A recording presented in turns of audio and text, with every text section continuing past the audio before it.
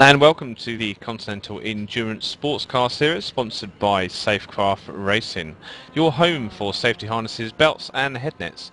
Drive fast, be safe, Safecraft Racing.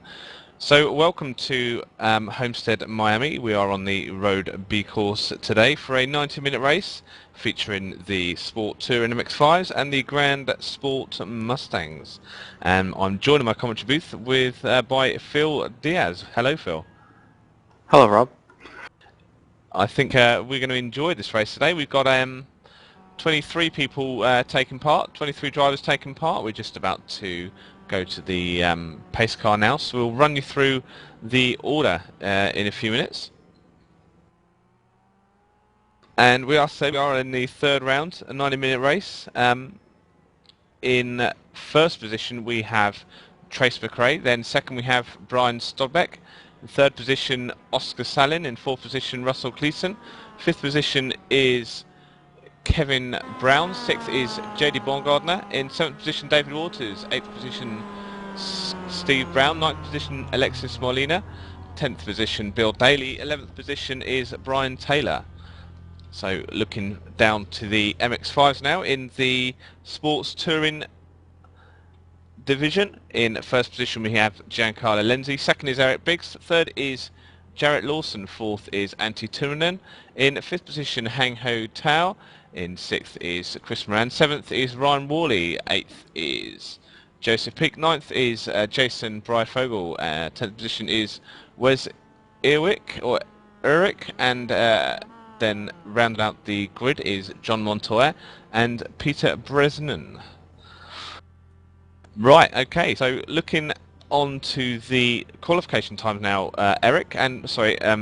Phil, we have some massive time differences between the GT1s and the GT1, well, I say massive, but not that massive.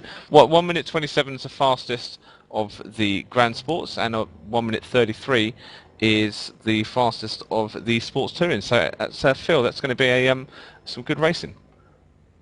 Yeah, this is going to be better than like a GT1 and GT2 split because of the massive time difference. So hopefully we shouldn't have any problems with different classes racing here.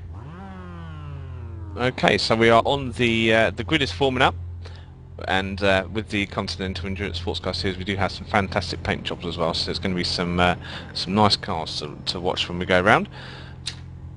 The circuit is the Road B combination of Homestead, Miami, which is the infield minus corners 9, 10, 11. So it just goes back onto the oval for corners 9 and 10. So there should be some quite good drafting coming out of the hairpin in turn number 8 all the way to turn number 1, which is literally a flick of the wheel and then hold it to turn number 2. Yeah, turn number 1 is actually going to be tricky because you come off the oval and then instantly have to slam on the brakes for a tight turn number 2. It actually seems like it tightens out pretty bad there. Yeah, so there's going to be a lot of balancing of the cars, and with these two types of cars you really need to get the front in early, get the weight transferred, and then just sort of control the slide on the way out on some of these corners, especially we're looking at the S's of 3, 4 and 5. Yeah, that's going to be a tricky section. I don't know exactly. I believe the MX-5s are probably going to be faster through there. Should be interesting to see. Yeah, certainly, especially towards the back of the grid in the Grand Sports, where Brian Taylor and we got the faster MX-5s, Giancarlo Lenzi and Eric Biggs, and we're certainly going to see a lot of cars held up. A lot of the MX-5s held up, and I remember that they did a race in Daytona Road, and some of the faster MX-5s Grand Sports Touring did actually take an early pit stop, because one of the rules stipulated by the Continental Endurance Sports Car Series is that there has to be a pit stop in the first 15 minutes of the race. Well, that's an interesting rule there. No, it is. It's very difficult to track because obviously the placings get out of sync quite early on. Yeah, so the first 15 minutes, that's what we've got to look at and see when people decide to rush into the pits to get their mandatory stop done. We just see they're coming through corner number 2 and 3 now, just following Trace McRae, the pole sitter, and that is a really very tight section of corners there. Yeah, the corner you just came out of now, turn 5, running down here to turn 6. It's just a long run down. You have to get this hairpin they're coming up to just right. And it's also going to be a good passing zone here as well. That's excellent. It was turn 6, quite a sharp one. That's going to take a lot of effort to get around that and get a smooth exit. Turn number 7 looks a little bit faster. Just flick it through. And then there's another really long straight up until corner number 8. So this is a roval, and it's going to present some excellent racing for us.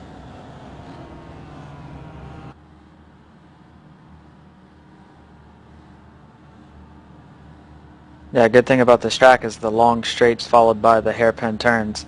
It might not have the biggest amount of characteristics to it, but at least it's going to allow some good passing and great racing. Right, so we're now joining onto the main oval again.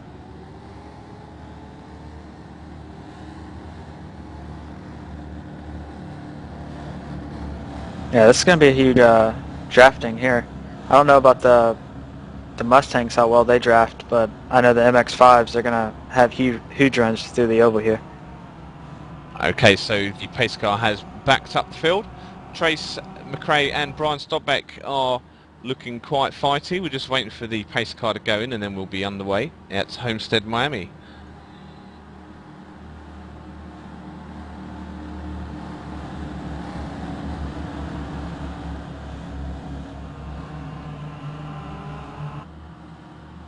So we're just coming to the end of turn number 10 now.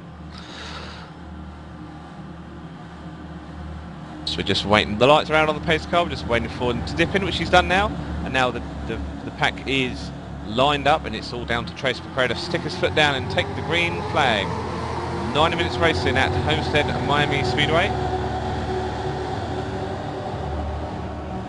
Big bunch going into the first corner. It charged hard here in turn 2, sorry. Right, we'll have to keep our eyes peeled to see if there's any contact. Oh, It looks okay. yes, MX-5's in the back. Looks like 3 or 4 cars got, before they even got to turn 2, looked like they had contact. Okay, so there's already some early door rubbing there between the sports touring division.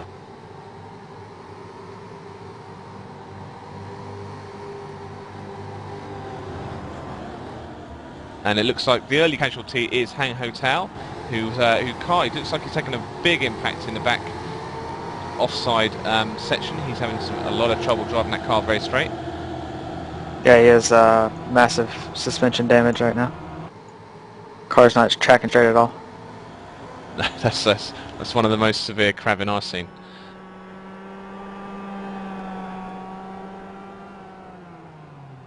Out front, and Trace McRae, I think we're going to see Trace stretch out into a bit of a lead here, because certainly with the pack further down, they're going to be getting quite close in the draft, and they're going to be looking in their mirrors a lot. So they seem to be quite stretched out, the first 10 drivers currently.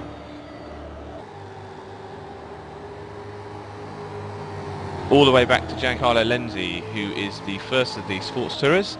Looks like they got the orange and black striped vehicle of Eric Biggs behind. Yeah, Eric has a good run here to the draft.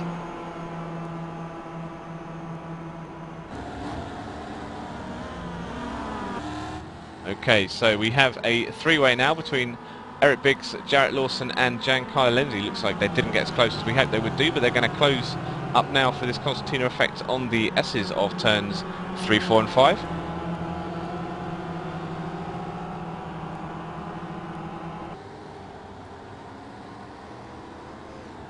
It's a rather clean start here, actually. Everyone's single file right now, pretty much. All the Mustangs are pretty well divided.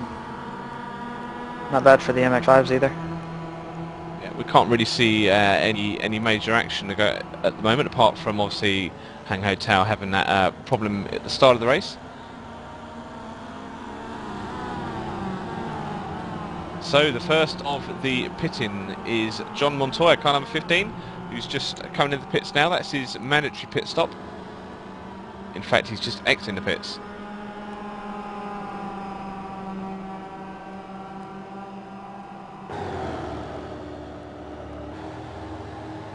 And we've had drama with Brian Stobbeck, who is in second place. He's dropped down now to 10th position.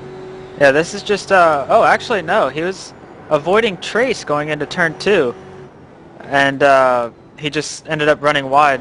It was a good save, not spinning it all the way around in the sand, but, yeah, it just, Trace looked like he messed up his braking there entering turn 2. And Brian just avoided it. Well, that was good that there was no damage then. Brian Stobbeck is now in 10th. He is chasing down Alexis Molina as they come into the long straights before corner number 6. You can see he's taking the outside line. So try and judge each other's braking correctly and try and get the car in nice and early, so he can hopefully capitalise on the exits into turn number 7.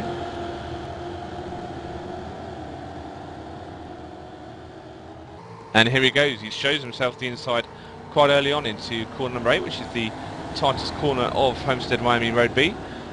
And you can see Alexis just twitch slightly, just to sort of yield the position quite early on, and Brian is now up into 9th position.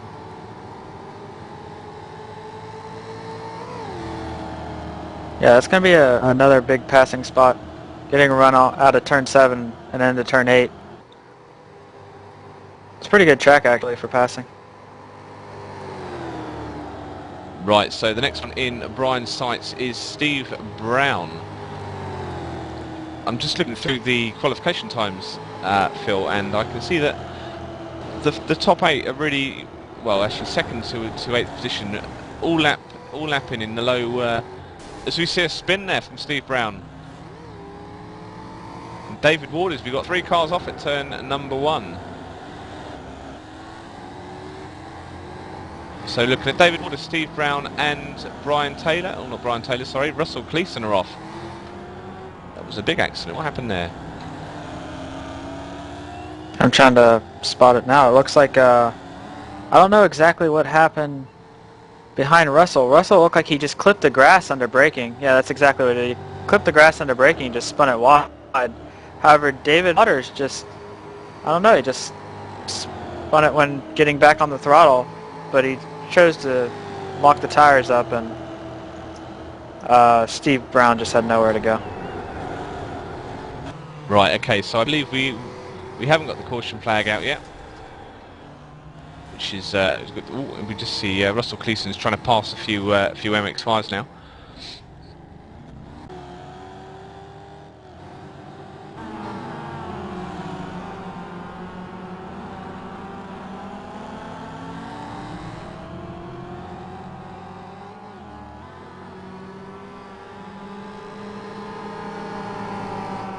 So pass position here. Right, so Russell Cleason's now up into turn number 9. He's stretched away from those from that gaggle of the lead-in MX-5s.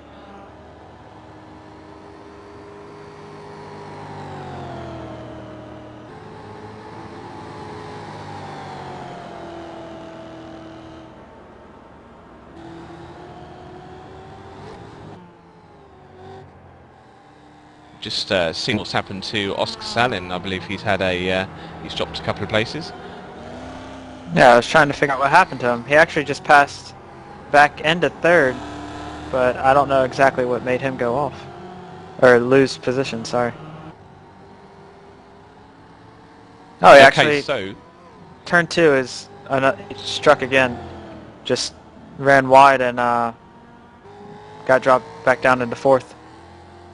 We're going to see a lot more action at turn 2 than, say, Daytona Road first corner. I think it seems to be catching quite a lot of people out, and there's a nice little patch of gravel as well that sort of slows people down and gives them a bit of a problem about trying to get back out again. It's not just a case of a tarmac runoff, so we want to see a lot of places drop there.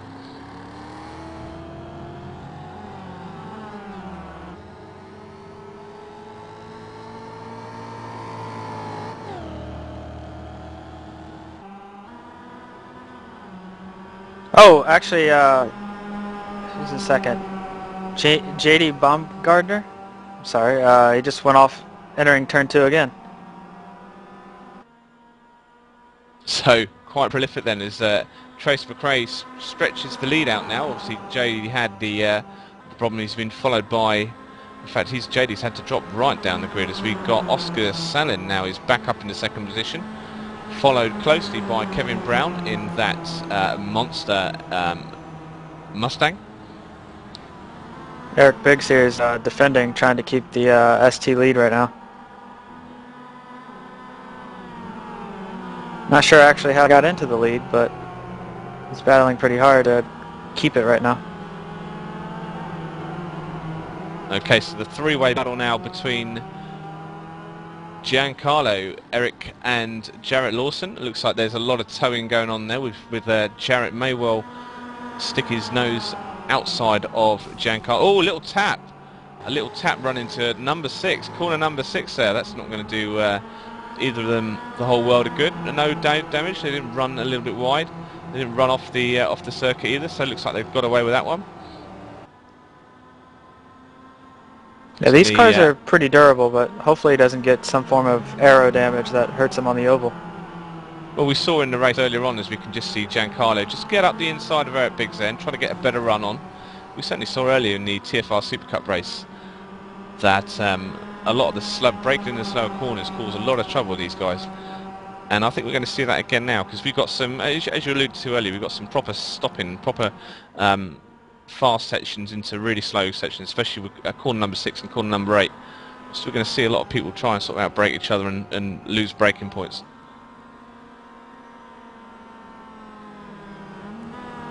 Yeah, we actually have, who's currently second.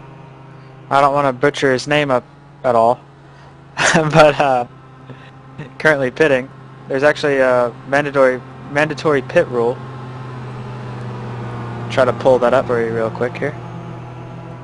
So that was the car of Giancarlo Lenzi now. He just got himself out of that three-way fight. Just stuck himself in the pits. That's his 50 minutes out of the way. We'll see where it comes out in the race order. Yeah, it seems the ST class has to pit at least by lap 17, and the Grand Sport class has to pit at least by lap 18. So it plays a decent role here in what strategy you want to use, either pitting early or pitting late. And it's certainly good to get a lot of clean air sometimes if you want to pit in when you think when you're getting slowed down by other cars. Or you're in a three-way fight, you know, just come into the pits, come out in a bit of air, and try and get some clean, fast laps in. Yeah, Giancarlo, he qualified on pole, and he qualified on pole by a pretty hefty margin, so he should be able to put some laps down by himself that will be able to propel him into the lead. Just hopefully his car's not too heavy by putting more fuel into the car. Yeah, we can see still that Hang Ho Tao is still in the pits. Actually, he's only completed one lap. He's still in the pits, getting that damage fixed.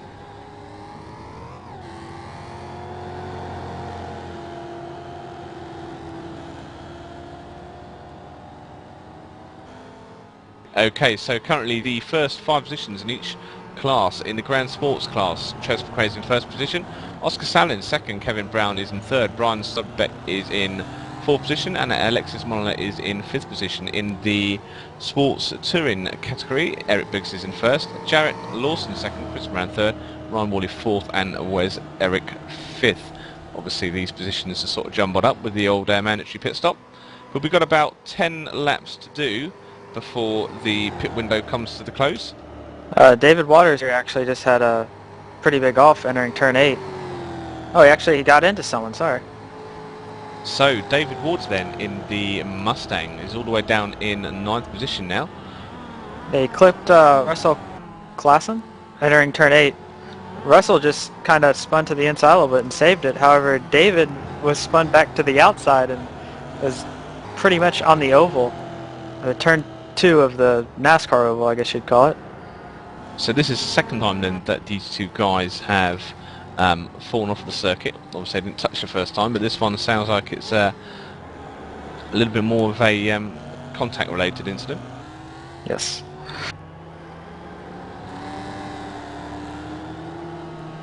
Okay, Antti Turunen in the Sports Touring has completed his mandatory pit stop.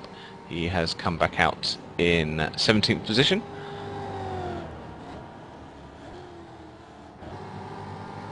I believe we're watching JD Baumgartner's Mustang, which is in a black livery, as he's just coming out to join the... Oh no, sorry, we're on 14 of Kevin Brown. So he's just coming around to lap one of the MX-5s. And he's chasing down Brian Stobbeck, who's in 4th position. Oh no, sorry, he must have swapped positions. Yeah, Brian had just got around in that lap.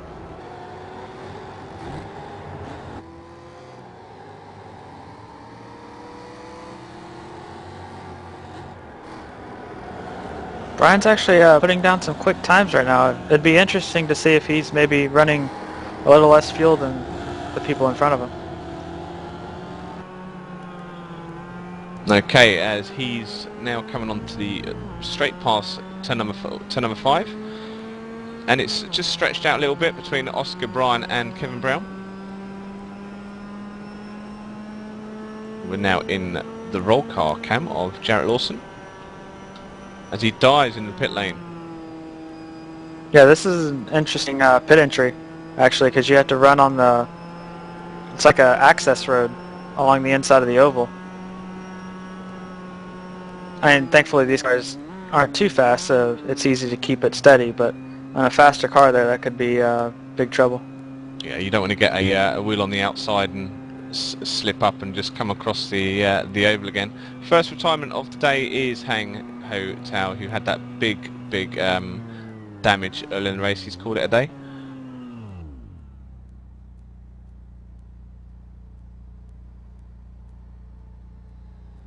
Chris Moran also, who was running 4th, I believe, in the ST classes pit. Yeah, the number 19 car. As we see, Jarrett Lawson's exiting the pits now. As you can see, Giancarlo is actually coming past him right now. So him pitting a little bit earlier has actually helped him. Oh, and actually a car right in front of Giancarlo just ran off the course here. Alexis Molina. Turn number 2 claims another victim for the Mustangs. We are on board with Giancarlo Lenzi, car number 2.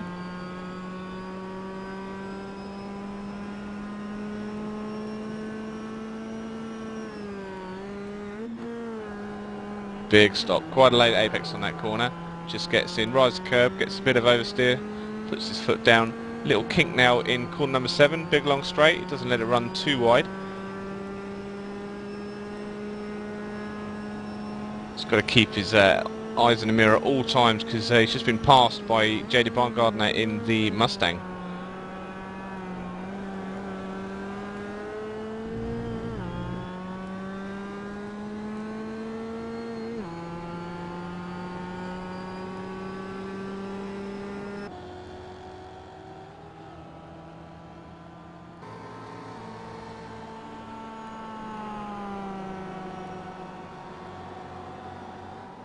Okay, so we are now 10 laps in, or sorry, 11 laps in.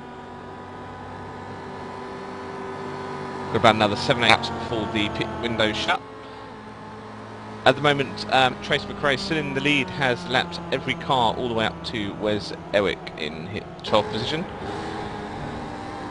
Eric Biggs actually just pit, and he came out right behind Giancarlo, but ahead of Jarrett Lawson. So Giancarlo's the winner here after pit stops for sure. Okay, so the top 3 of, sorry, not the top 3. Giancarlo, Jarrett, and Eric Biggs have established their fight now. Hopefully these guys can get quite close to each other. We can see some place swapping happening. In the Sports Touring 21 car of Wes Ewick and the 46 car of Peter Brennan haven't pitted yet.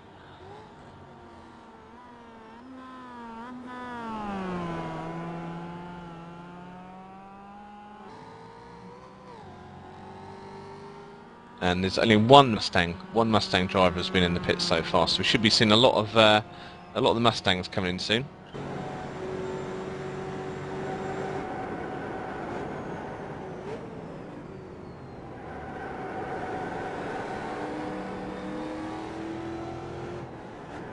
Okay, so we're riding on board Brian Stobbett now in second position, 2.8 seconds behind Trace McRae. He's actually the fastest Grand Sport Mustang on track right now. Ooh, as he had a close moment there with John Montoya. Oh, actually, wait a minute. He's slowing down. Brian is. I'm not quite sure why. Wait, did he just let someone pass? Did he just let Oscar pass? Yeah, I don't know why he had to slow down there. Well, that means he's immediately under pressure now from Kevin Brown as they weave past another Mustang, another MX-5, sorry. So there's a good little three-way now developing between Oscar, Brian and Kevin Brown. As you see, Brian just get a little bit on the grass coming out of that corner. So it looks like will be in the draft of Kevin Brown.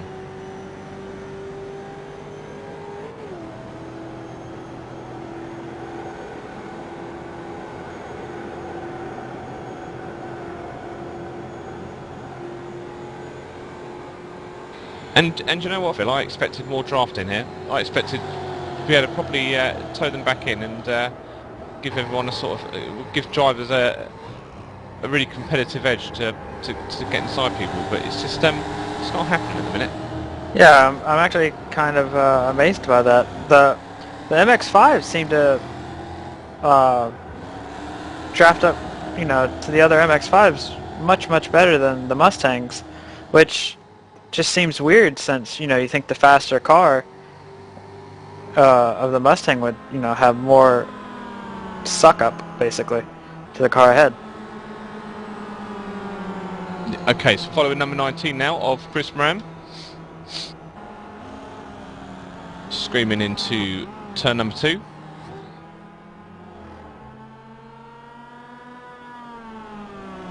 He's chasing down Jason Reifrogel. This is the battle for 15th position.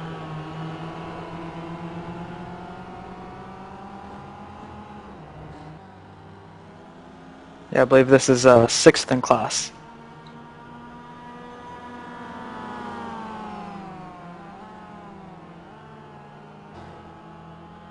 Jason went a little bit long here into corner number 6. Hasn't really slowed him down any real amount. As you see, Chris Moran take a much smoother line into turn number 7 to maximise his speed.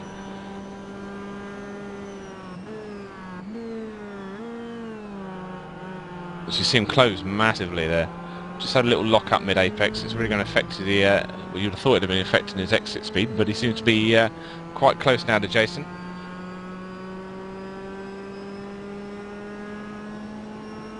Yeah, we'll see here. He'll actually, get within probably 1 to maybe 2 car lengths before braking for turn 1 and 2 here. Let's see maybe even closer than that, but I just don't understand why the Mustangs aren't very similar. Okay, now, so is he going to just stick his nose on the inside of turn number 1, which he is? He's alongside now. Jason yields, brakes to let him pass. He didn't really need to brake, to be honest. If he just let off, then he's wide. Chris makes a mistake here.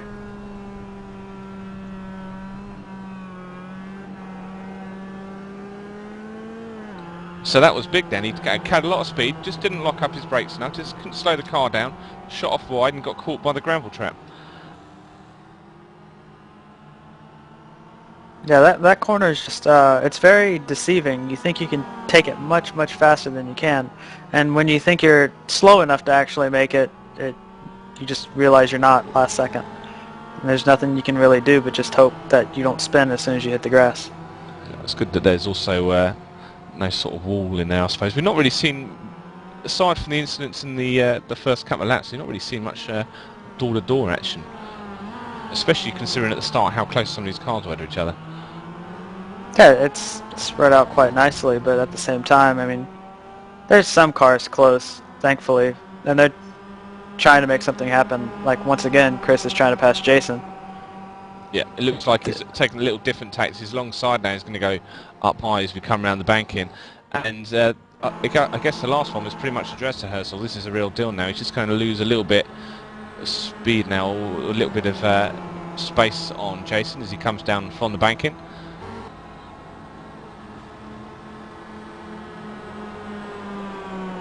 And he's going to come up to the scene of last lap's crime. That was quite interesting. He could have dropped back a little on the oval and then got a better run going to turn 1 here. And instead he just elected to stay on the outside of him. He goes wide. He wide. makes a mistake there. Yeah. He goes wide in the 3. And it's a shame because I mean, once Jason was past him, he didn't even think about coming back into the tow. As we see the car behind, the MX-5, or the Mustang, sorry, of JD Baumgartner, just get a little bit of a slide on and do a half spin. And that's capitalised immediately by David Waters, who's up alongside as they go down the long straight to turn number 6. The Mustangs are starting to come into the pits now as well.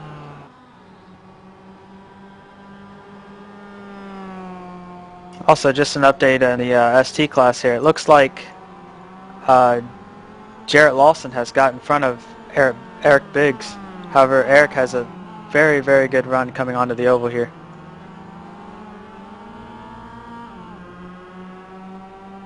So we've got 3 battles now between Jarrett Lawson, Eric Biggs. We've also got one between Chris Moran and Jason Bifogel. And then up in the...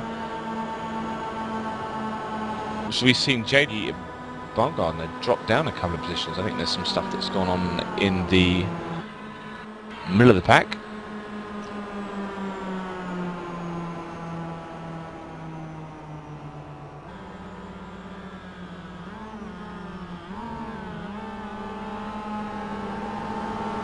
Camera's now on Eric Biggs chasing the blue MX-5 of Jarrett Lawson. We can just see a little bit of a different line where Eric keeps just a little bit more tight to get a good on exit speed. He flicks the car around for corner number 4, and we can see Jarrett just ran just a little bit wide. Had to re-correct himself on the inside of the corner.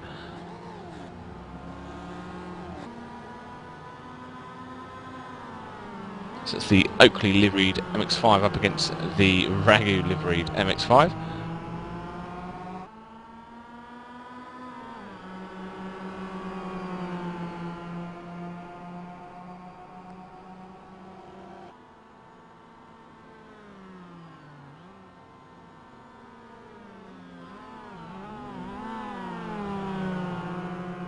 So come round turn number 8 now to join the oval circuit. You can see that they're up behind John Montoya now, who is currently sat in 10th position in class. So I'm going to use his tag a little bit as we see Jarrett Lawson just do a quick blink. There's obviously kind of a little bit of a network issue.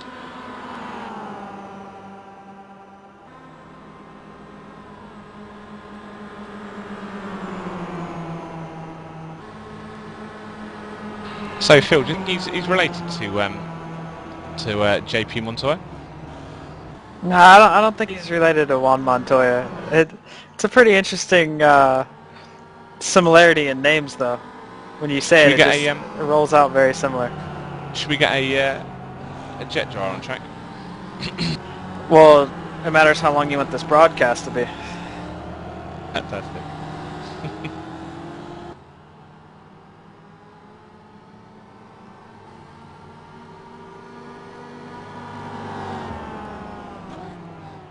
Okay, so I believe Trace McRae has been and gone in the pits. There's only Kevin Brown, I think. He's the only person that needs to come in the pits.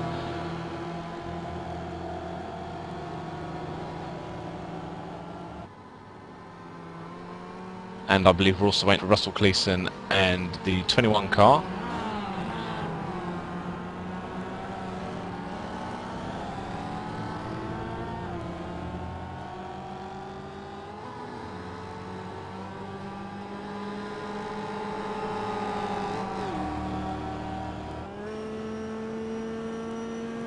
And Phil, where's Airwick? Is he actually pitted? Did you say Eric, sorry? Yeah, where's the class leader in MX5s and the Sport Tourer? I don't think he's pitted. He must be pitting in the next couple He of was. laps. I believe he's pitting actually right now Aha, in pit road currently. crisis solved. And that means that Giancarlo Lenzi has retaken the lead. Jarrett Lawson is in second position. Eric Biggs in third. Currently Wes is down in fourth, but obviously he will be caught now by Chris Moran, who's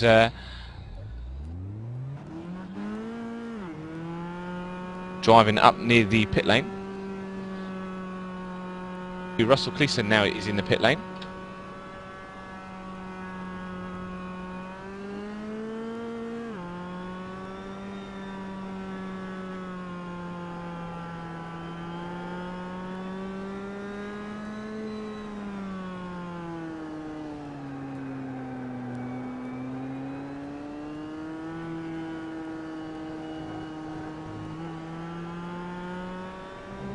There's actually a rule for this mandatory pit stop. Your pit stop has to be at least 10 seconds long, and that's just to ensure that you have added fuel.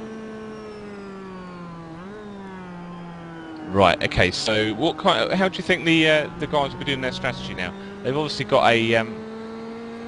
They would have pitted light to start off with, just got through the 15 minutes. Now they've chucked some more fuel in. Yeah, it's kind of interesting because, and it just. I don't really know how long these cars take to fill up, because if you put a lot of fuel in at the beginning, even though you're not driving as far as maybe how much your fuel can hold, you have a much slower pit stop. So if you can get your pit stop as close to 10 seconds as possible, then it would help greatly.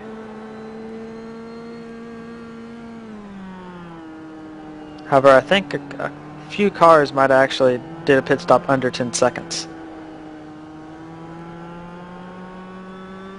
Okay, so now we are 34 minutes in of a 90-minute race, and we should start to see the order sort itself out in the Sports Touring category, where we have Giancarlo Lenzi first, Jarrett Lawson second, Eric Biggs third, Jason Breifogel fourth, Joseph Peake fifth, Chris Moran sixth, Wes Erwick in seventh, Anthony Turin in eighth, Ryan Worley ninth, and John Montoya in 10th.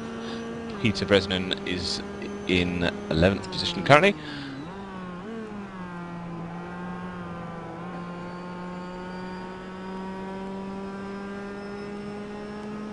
Following the Chris Moran MX-5, who is harassing Joseph Peake in the Plum Street Hall. Yeah, Chris Moran actually went off a couple laps ago in turn 8 that they're going through right now, and lost 2 positions. He was actually ahead of Jason Breifogel, who's right in front of both of those cars. So he will now be trying to reclaim those positions, chasing down Joseph.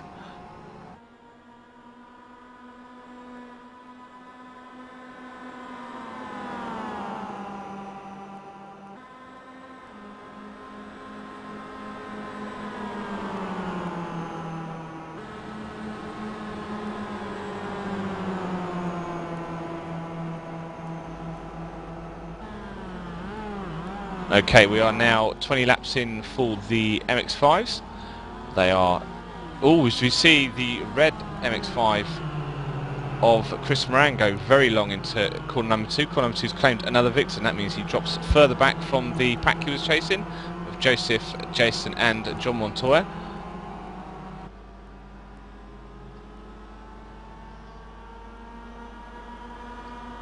And now he's just got to concentrate about getting steady again, making sure that he doesn't make any further mistakes.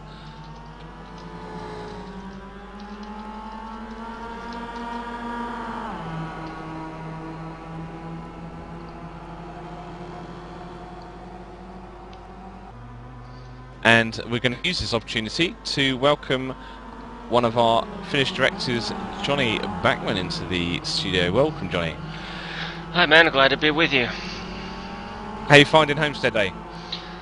I actually love Homestead in every form of racing. I love Impalas here. I love the IndyCars here. That's a surprise because I usually hate IndyCar ovals. I like this track with the trucks. I like I haven't raced MX-5s nor Mustangs here, but I've done the road course with the Corvettes and the Ford GTs, and even though the track is a bit skinny or thin in the middle course, I still love going around these.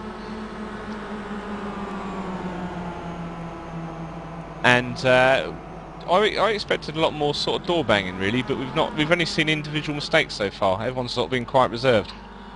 Yeah, I'm actually quite surprised, especially when we compare this to the season opener and the barber we had we broadcasted last week. This has had very few incidents compared to that. I mean, we had lots of spins in the barber hairpin and lots of guys going off track, sliding, and all sorts of stuff. But this race seems to be a little bit too clean, I should say. What I would expect, especially with the on the oval section, that I would have expected MX-5 especially to have much more drafting going on. Yeah, we've not really seen that much yet, and we've not also seen any safety cars out either. And as a safety car aficionado, I think Phil, obviously you're a chap who lives stateside, so you're more attuned to safety cars and sort of double file restarts than myself. Yes. I'm not a huge fan on the double file restarts. The safety cars, that's fine with me. As we have a battle here with Joseph Peak and Jason Breifogel, but just the double file restarts just seem to promote a little bit too aggressive racing, in my opinion. Yeah, and we see Joseph just sort of drop back in. So he's just done a switch, and there's another MX-5 in the way that's probably going to want to get out of the way quite quick. So that really stopped Joseph from capitalising on that opportunity. You know, I quite like the double file restarts in this because it just sort of backs everyone up again. It means that the field doesn't get too stretched out. It's a welcome change to see every so often in road racing. Yeah, it just matters who's driving, or how far it is into the race. If it's far into the race, people might, just get too aggressive, and you'll see a huge pile up entering turn 1 or something like that. And I don't know, single file restarts could be the exact same way, but double file just seems like everyone's more compact, and that's just what's going to happen most likely. Okay, so we're looking at Jarrett and Eric Biggs now. Or we're not, but they're further up ahead of the field. They look to be one of the closest fights on the circuit at the minute, and that's the fight for second position in the sports touring category. Yeah, and just to jump in, I heard Phil Diaz mention that a few people went below 10 seconds in the required 10 seconds of pit stop, and I actually took a good look at it, and the current leader, 84 car of Oscar Salin, did a 9.6 seconds. Then the MX-5 leader, Giancarlo Lenzi, did 9.3 seconds. Jason Breifogel, 8.9 seconds, and the fastest pit stop, number 21, Wes Eric, 8.6 seconds. So I'm not sure how nitpicking it goes on with the amount of pit stops or the pit stop duration, but those four guys really went below the 10 seconds. Okay, so we've got some identical battles going on in the field now between Jason and Joseph, Jason Barfogel and Joseph for the 4th position, and we've also got one just ahead with Eric and Jarrett, so it's quite difficult which one to focus on because they are getting quite close at times, but they're not really getting close enough to challenge. Yeah, we might see actually a battle for the lead in the next probably 3 or 4 laps between Oscar and Trace. Trace has been pulling in at least a half a second each lap. And we've seen this previously with Trace. He's a very, very quick driver, and certainly one of the more senior of the MX or the Mustang drivers in the official iRacing series.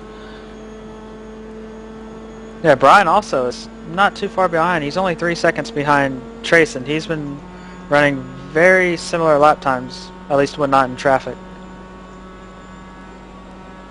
And on the back straight now of Homestead, Jason Breifogel is alongside Joseph Peak. And well, he was, but then obviously the high line sort of tucked him back in. And we've seen this a few times, Phil, where the guy goes high, he loses ground, but he doesn't immediately switch back in. But now we see him obviously switch to the inside of the circuit. Now it's just braked because obviously there's a Mustang just shooting past both of them. Yeah, so that's actually the leader. Yeah, there's the leader after there. Just decided to not break up the fight, but just trying to gain as much time as possible because. And he just passed 3 MX-5s right there, and now Trace has to pass those 3 MX-5s in the infield, which is much harder to do. So there is now a visible gap between the first 2 of the Mustang drivers. There's 3 MX-5s separating them all. And we'll just see how much time it takes Trace to sort of cut through these guys.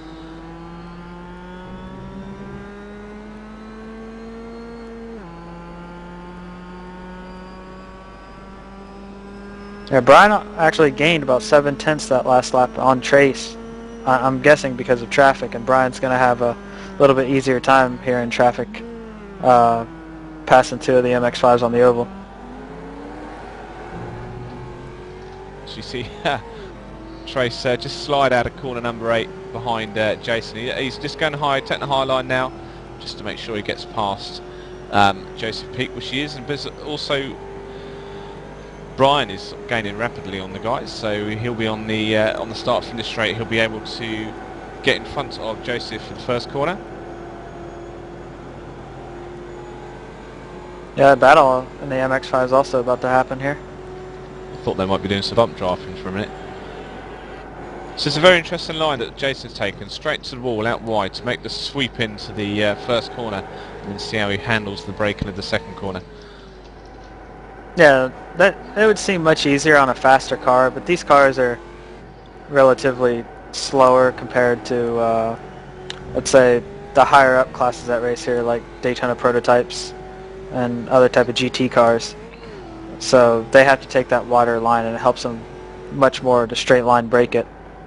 The MX-5s, I guess, could help if in traffic and stuff like that as well. Okay, so we are now halfway through the Continental Endurance Sports Car Series in Homestead, Miami, using the Road B configuration.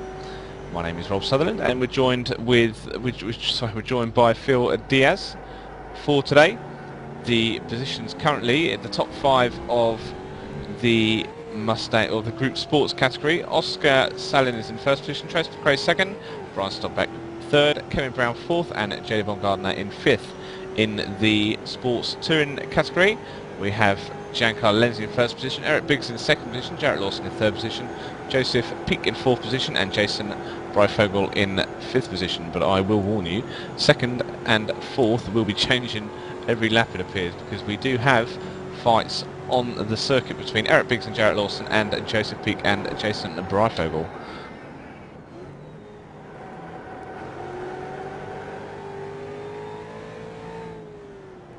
Okay, so the gap between the first 2 is now down to 2.9 seconds, and Brian Stobbeck is a further 4.6 seconds down the road from the leader, as we see contact between Joseph Peak and Jason Breifogel in the second corner. Yeah, I was just about to comment on that, actually. Looked like Joseph just ran a little wide and then kind of pinched the exit there, so Jason couldn't get a run on him. So we have seen some door contact at last between some of these drivers. Looks like Eric Biggs has, I think he may have lost second position as well, so we'll see what happened there.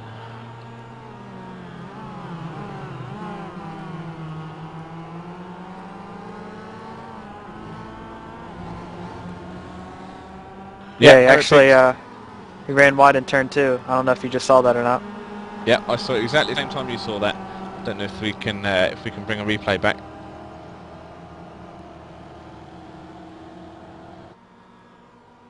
We can't. But however, Eric Biggs is now in the draft in Jarrett Lawson, into corners 9 and 10.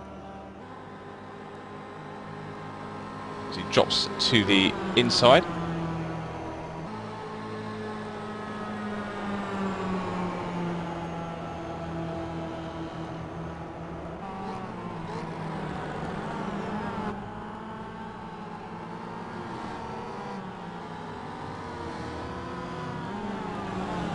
Trace McRae is now 2.187 seconds behind the leader, Oscar Salin, and he's also just caught up the battle between Jarrett and Eric Biggs.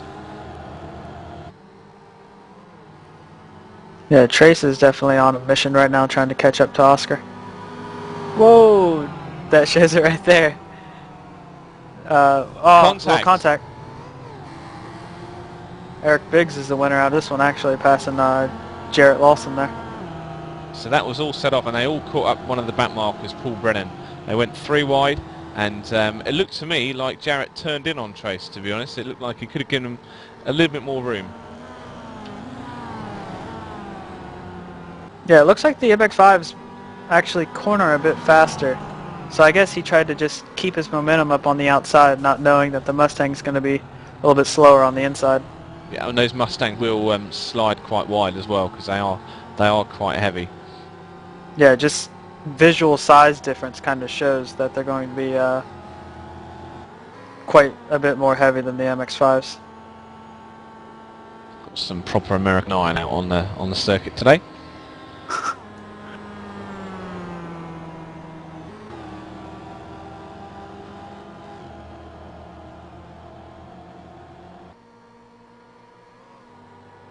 Following Jason Breifogel now in his quest to catch up Joseph Peak again.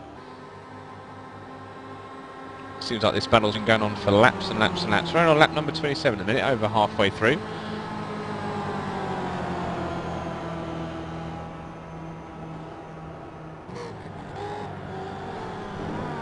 So flick through turn number 1 into turn number 2. We see the Mustang in front, Brian Taylor, go very wide. Yeah, that corner, it just shows how challenging that corner really is. That's a magnet, isn't it? An absolute magnet. Yeah, I personally highly dislike that corner because I'm one of those people that run wide in it. And just had a quick look through. Alexis Moliner has also just run very long in that corner, losing position to Russell Cleaton. So that's Alexis has lost 6th position now.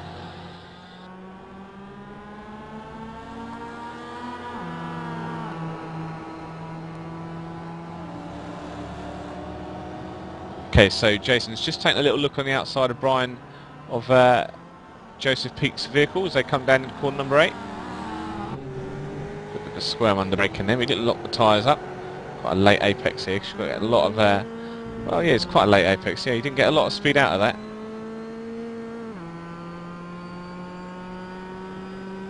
that. Just looking at the gaps for the leaders in Grand Sport right now, Trace actually gained about 1.1 seconds that last lap on Oscar. He's definitely directly in front of him now. Maybe just being able to see him helps him run better lap times. Can always be a big mental game.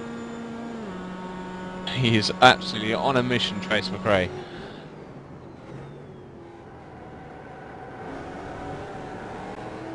So I think this is we're gonna see a fight in about a couple of laps time, I think, between these two guys. Yeah, and the person in third, Brian, he would absolutely love to see them battle it out right now, because then he'd be thrown right into the mix. Because he's running very, very similar times to Trace. Ooh, big slide out by Trace out of corner number 8. So just to show how fast these guys are running, Trace McRae's last lap was 128.3. Brian Stobbeck's was 128.4 and Oscar's was 129.4.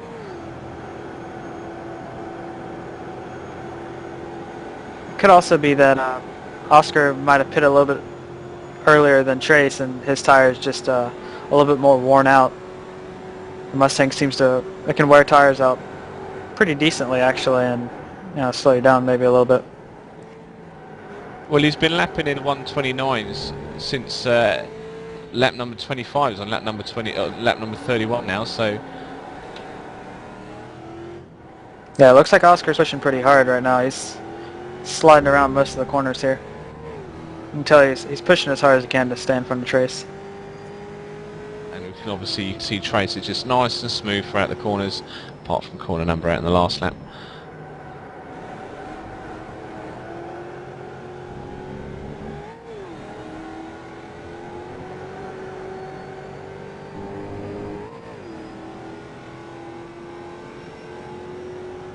So it looks like the winner at the moment in this is Brian Stobbeck, who just caught them by 0.8 seconds in that last lap. So he's getting closer and closer and closer.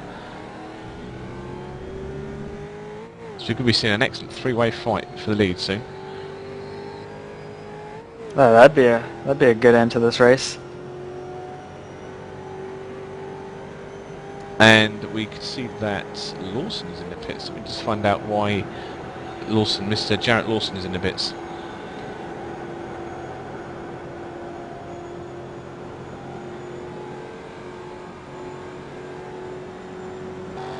Just looks like Jarrett had a bit of a splash and dash. Yeah, might have just miscalculated fuel there.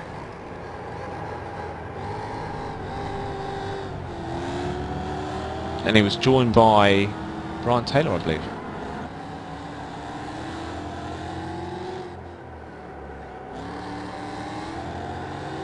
So Trace is now past Oscar in the combination 3, 4 and 5 corners.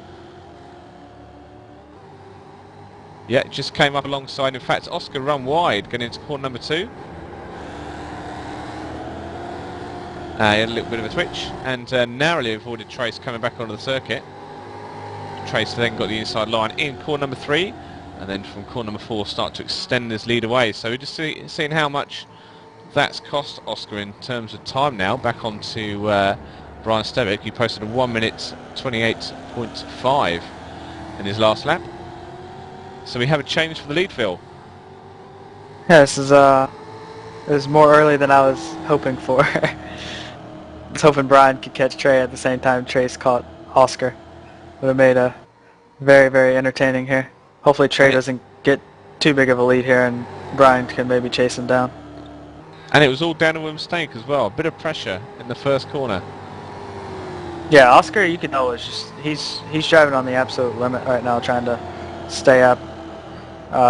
He's doing a good job at doing it. Just one little mistake can cost you a position when running this close. Brian Stobbeck just clips the curb in the start of corner number 2. He is now he is about half a second away from Oscar. Oscar is half a second back from Trace. And maybe this is one of those opportunities where Oscar, because obviously Oscar's been driving out in the lead for pretty much a lot of this race so far, he can now finally get to look on another car and just sort of start to lap fast times and keep quite close and just see if that improves his time a little bit. Sometimes if you just hot lapping, it can get a bit boring. And your concentration can wander. Exactly. When chasing somebody, it just seems much easier than when leading, and definitely when leading. And if like you seem like you're getting caught every single lap, whether it's your actual pace or not, it can just be it can just really mess up your mental strategy. Okay, so we're following the 33 of Ryan Worley now and Wes Ewick. And they are all the way down in 16th position, which is in 5th position or 6th position on class. He's just inside now, coming the start-finish straight. Flicks into corner number 1, side by side. Who's going to give way first? Looks like Wes gave way first, as there's a Mustang joining the fight. David Waters. David looks like he's just gonna wait until there's a much easier place to pass. He doesn't want to mess with this battle right now. David had that incident earlier and fell 2 laps down to the leaders in the Mustang class. So David just gets past one and now goes in quite early. This is obviously the situation where Jarrett and Trace touched earlier as well, so doesn't try and get too close to the Mustang.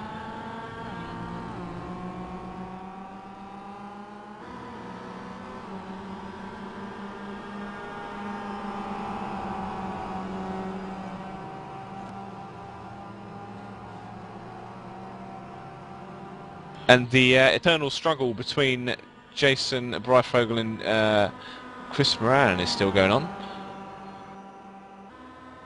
Yeah, they're not going to give up on each other. I don't think they've been more than 1 second apart the entire race, have they? Oh no, sorry, my bad. That's Joseph Peake and Jason Breifogel there. I've got them completely mixed up.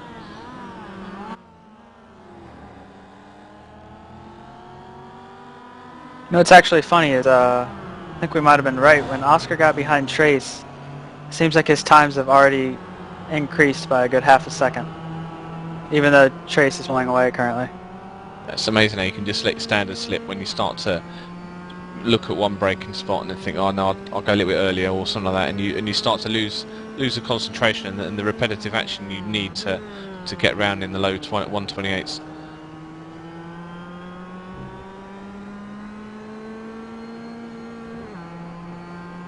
So we are now on. We're now 58 minutes in, and the top 5 on Grand Sports. In first position, Trace McRae. Second position, Oscar Salin. Third position, Brian Strobeck. Fourth is Kevin Brown. Fifth, JD Baumgartner. In the Sports Touring category, Giancarlo Lenzi in first position. Eric Biggs is in second. Joseph Peaks in third. Chester Barfogle's fourth. Chris Moran is in fifth. You are watching the Continental Endurance Sports Car Series on Glacier TV. My name is Rob Sutherland and my colleague next to me is Phil Diaz.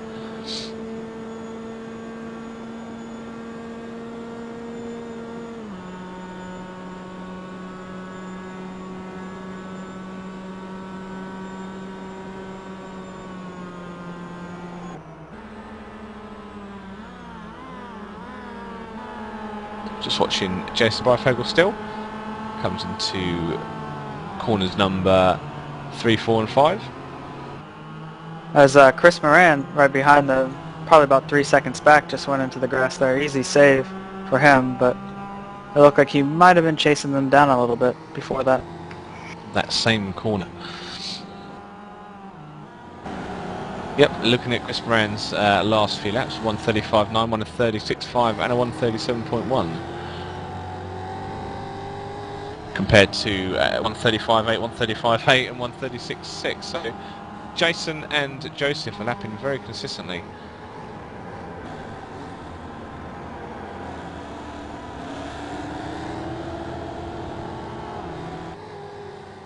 Further up the front of the grid as well, Brian Stobick's not actually caught up with Oscar as much as we thought he would do. We thought he'll be done and dusted by now, showing the pace, but Oscar's picked up his pace again, and the first three are quite spread out. Obviously Trace is driving off into the sunset now. Looked like Trace actually had a, well, Trace and Oscar both lapped in the 29.6 range last lap, while Brian lapped at 28.7, and it actually just sounded like someone blew their engine. I'm not sure, but I swear I just heard that. Okay, so let's have a little look. We can see David Waters coming into the pits. Oh, it was Steve Brown just now blew his engine. He had some front end damage, so that might have triggered that, obviously.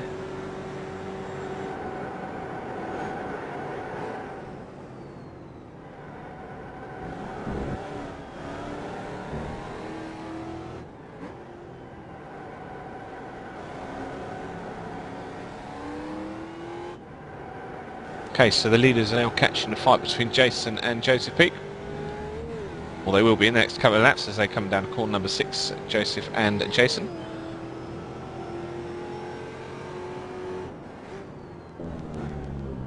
And Phil, from what we can work out, the gap, how far back do you need to be before you start to get the toe on this oval? Normally it'd be around 1 second, but I think with these cars they're a little bit slower than some of the faster cars, so probably closer to 0.8 of a second, 3/4, 0.8 of a second, somewhere in there. Okay, so we're not really seeing as dramatic toe in as I thought we would have, to be honest with you.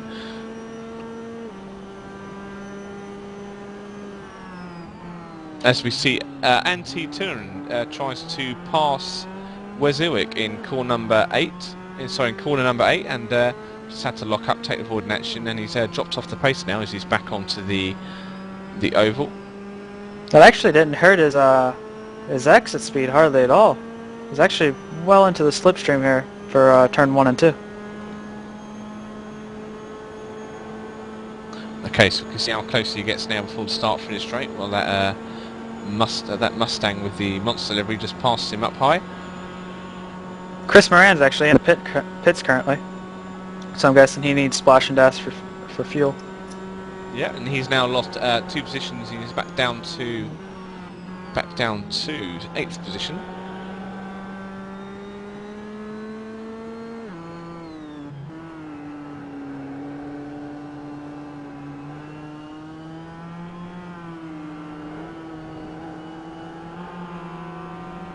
We can see Antti taking quite a straight line in the in the S's as well, just behind Wes.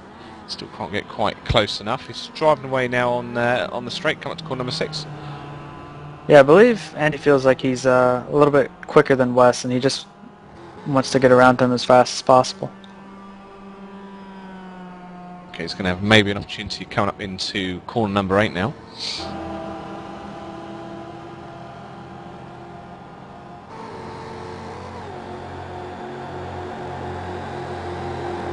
Yeah, Brian's within that, going back to Grand Sport here. Actually, Brian's going to be on the inside of Oscar going into turn 1 and 2. This could get a little hairy.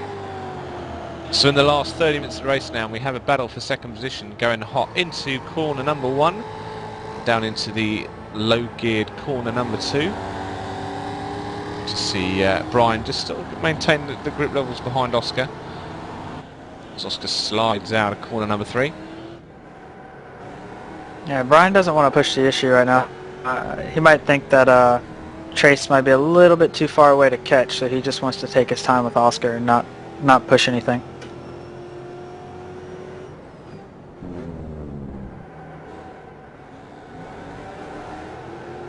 It depends what's going on in the mind of Brian at the moment, if he's just determined to get past, or if he's just trying to wait for Oscar to make a mistake, as he just did then, just wobbling coming out of corner number 7.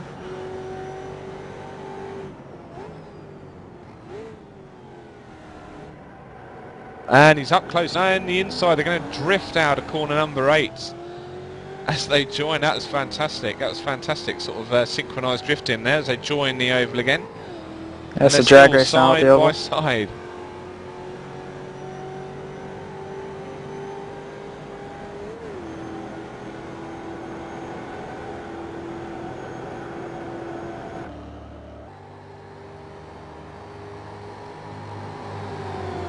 And looks like that position is now safe for Brian. We'll just see how, or if he can get away from Oscar. He's currently 4.1 seconds behind the leader, Trace McRae. Yeah, Oscar didn't put up too much of a fight here, so I think he's just going to let Brian go, knowing that he's faster. Sometimes when someone's just faster than you, you just know you can't try to race them, because either you're going to make a mistake or, well, actually most of the time you're the one that's going to make the mistake. Yeah, no, in my case I certainly am the one that makes the mistakes.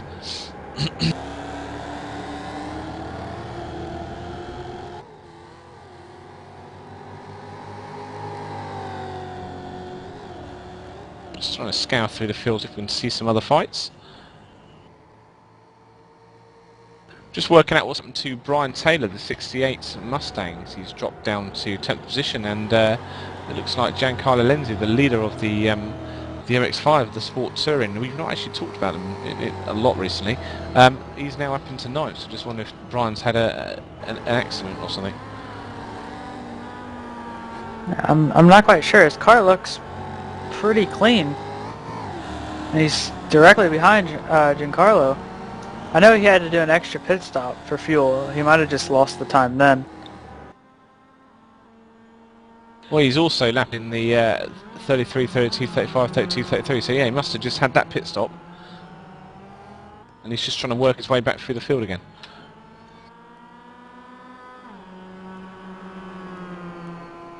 And we're watching Antti, who's caught back up with Wes, and he's attempting to line up another move. He's just coming back onto corner number 9, onto the start of the banking. It's close enough for a drag yet. We've worked out through telemetry, our finish stretch has worked out that you can gain about 10 mile an hour using the tow. Useful coming through corner number 1.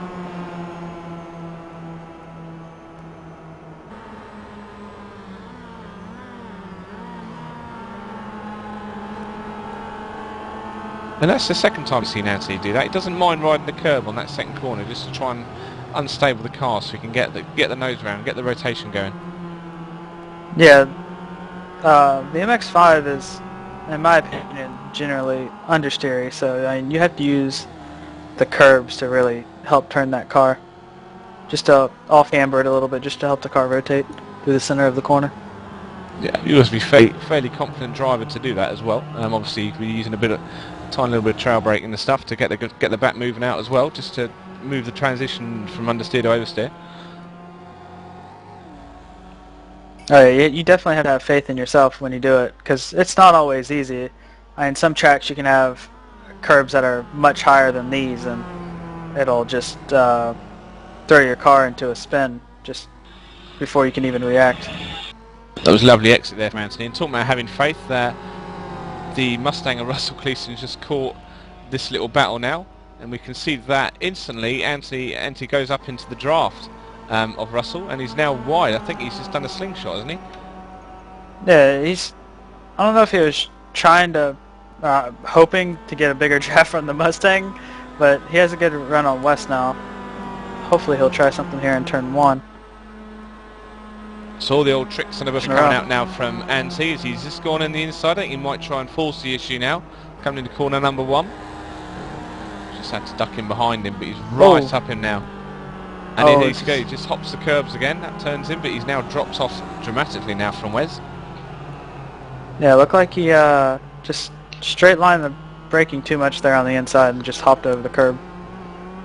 Yeah, just to comment quickly on the hopping the curb thing with the MX-5s. This is the MX-5 Cup version, and we also have the MX-5 Roadster version. And as I've raced quite much with the different Mazdas, and Roadster seems to be handling over the curbs much more rookie friendly, should I say, when riding over the curbs, which is exactly as Phil mentioned, the way to drive this car fast. I mean, you have to force the car to turn in. It simply refuses to turn properly without the curbs, and the Cup car is actually so much softer than the Roadster that it's actually it can get over aggressive over the curbs, and the car can go with 2 wheels. So you really have to watch out especially with the steep curbs. Anti once again has a pretty big run on West here. He's a little closer than normal, but he goes high in the oval. And it's too high, isn't it? Yeah, he's scrubbing his speed off there. Only time you go high really is if you have a big enough run that when you go high and then you swoop down low coming off the corner, you'll just carry your momentum. And going high like that, as high as he's going, is just, and cars these slow, it's not helping him carry his momentum like he wants to. See him ducking the inside now off corner number 3, and that was interesting. He lost a lot of speed in the on exiting the oval in corner number 10, but by God, when he got to corner number 1, he went really, really wide up in the wall, swung himself in, lost as little time as possible. Took a beautiful corner number 2 where he didn't actually hit the curb this time. He just tried to carry as much speed as he could, and then by the time he got to corner number 3, we see him go inside in corner number 6, and finally he has taken the place from Wes. That was a great move. He caught so much speed coming through 3, 4 and 5 that just set him up for corner number 6. Yeah, he set that one up just right. He didn't even have to worry about using the oval now.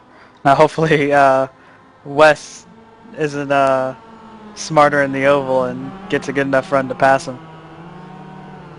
Yeah, as we see Anthony just light up the rears a little bit. I don't think Wes is in the tow at the moment. Yeah, I don't think he's going to be close enough to make any move. He might be able to pull up a little bit on him, but I don't think he's close enough to actually pull it to the inside or outside going into turn 1 and 2. As Alexis gives this battle a big old berth as he laps them once again. See that Paul Brennan's in the pits at the back. Of course, that's just a bit of fuel. David Waters is also retired. Yeah, I saw he actually came into the pits a few laps ago. It looked like maybe topping off fuel, but I guess he had to retire. So at the moment, we're looking at David Waters retired. John Montoya is still lapping, and he's just passed David, so he's now ahead of all the guys that retired. Pete Brennan's there in pits. Steve Brown blew his engine, and Hang Hoi Tao had a massive accident in the first few laps and had quite a bent car, so decided to retire. We now have about 18 minutes left of the race. Yeah, this is getting interesting again for the lead. Trace just ran a 29.0 that last lap. Looks like his tires might be worn out a little bit. And Brian still running 28.4, 28.5 and is catching him. Okay, so you can see Trace has been sliding around a little bit. This could give us a great last sort of 15-17 minutes of the race.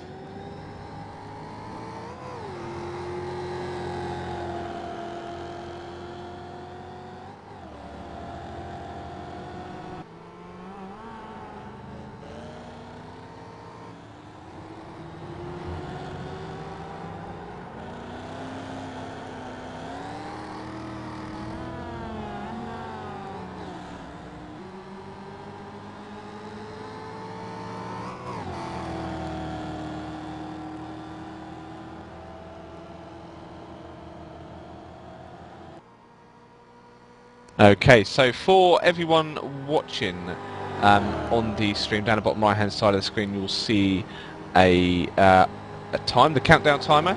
Just to let you know, there is a little bit of an offset between that time that you see and the actual real time of the race. This is just because we had to start under the pace car, and as such iRacing sends the telemetry to our streams. We see Trace McRae just coming through corner number 2. Brian Taylor's trying to rejoin the circuit and they almost touch. So yeah, as I said, there's going to be, when the countdown reaches 0 on the Glacier TV screen, you'll have to wait until about 5 minutes for the actual race to be flagged. So we'll just take you through that when it comes up.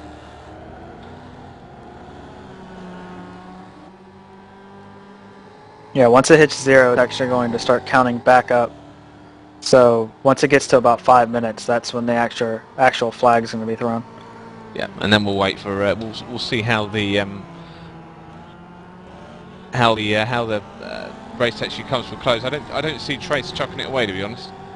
No, I don't see that at all. He almost got close there with Brian Taylor rejoining, but he just looks like he's running consistent times right now.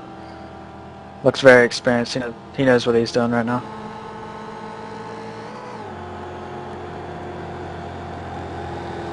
And the gap is up to 3 seconds now between the first two guys, and I think Trace is managing this gap, to be honest with you. I don't think he's overly wide about Brian behind him.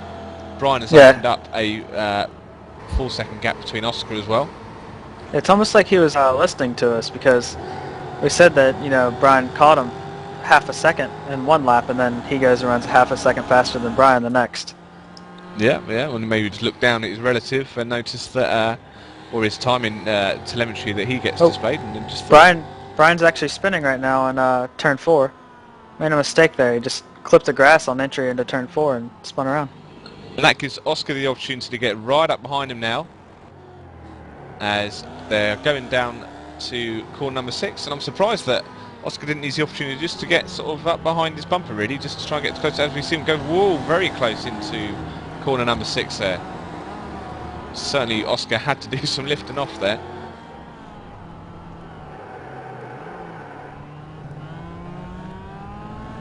So Phil, doesn't look like this race is going to be over yet. Yeah, I guess.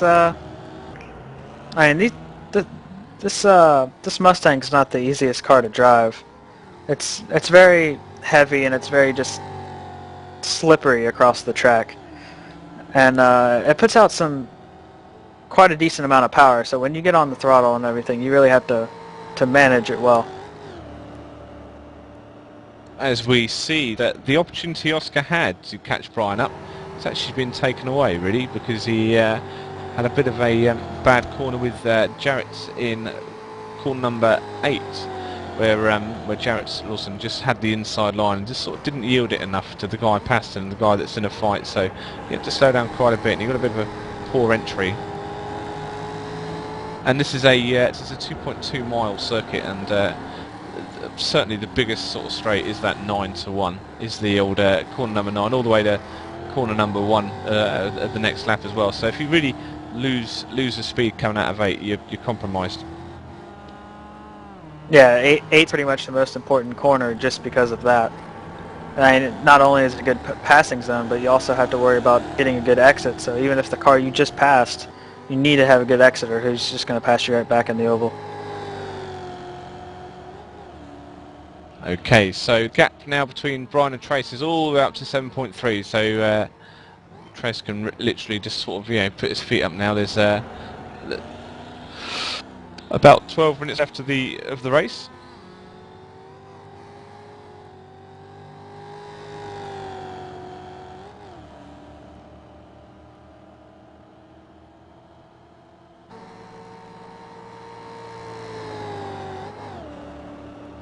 The sports touring field in the lead currently is Giancarlo Lenzi, who's been out there for pretty much most of the race, really, apart from that period where Wes Airwick was out after he took a very, very late pit stop.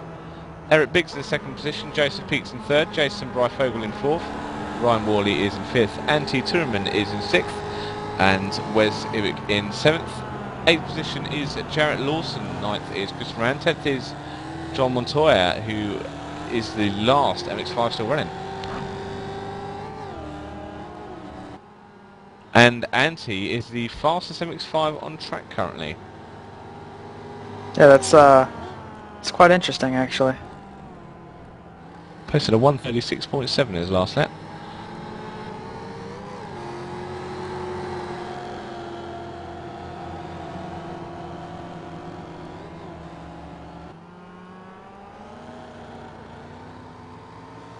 And he's certainly stretched a bit of a gap between himself and Wes as well.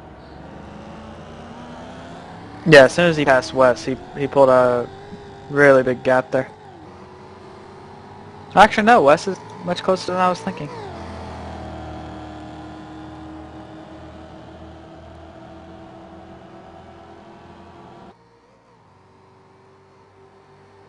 The two that still haven't parted ways is Joseph Peak and Jason Breifogel. Yeah, they've been on it for pretty much the entire race. The 8 car of Joseph and the 34 Jason. Yeah, it looks like Jason's not able to pull up onto the back of Joseph at all. I mean, I guess he's not close enough for the draft. But even when he has been close enough, he's not really been able to sort of challenge for the position. yeah, they look just very, very similar speed in general. As we're now following Oscar, who's getting closer again. 129.6 and Oscar's 127.0. So hopefully Oscar's giving Brian enough to think about in his rearview mirror. Just so you know, a 27.0 would have been pole. He ran a 29.0 that last lap. Oh, did I say it wrong? Oh dear. 29.036, yeah. It's late in UK. That's my excuse. It's alright, it's alright.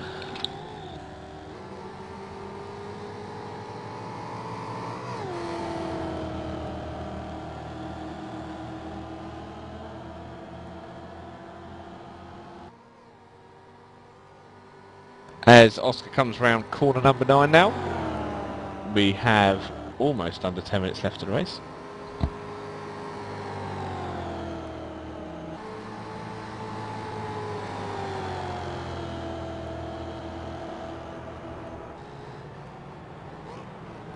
And Phil, has Wes responded to Antti's lap times? Yeah, he's actually one of his faster laps. He just ran last lap. See, the fuel load is paying some advantage to some of our lap times. Yeah, as I say that, actually, this lap here, he's kind of back to where he was. It's quite interesting. He ran a lap that was only 3/10 off his fastest lap. But then this last lap here, he just ran nearly 1.5 seconds slower than that. So the chase is now on between Wes and Antti. I think there's pretty much half a straight difference between them, between 5 and 6.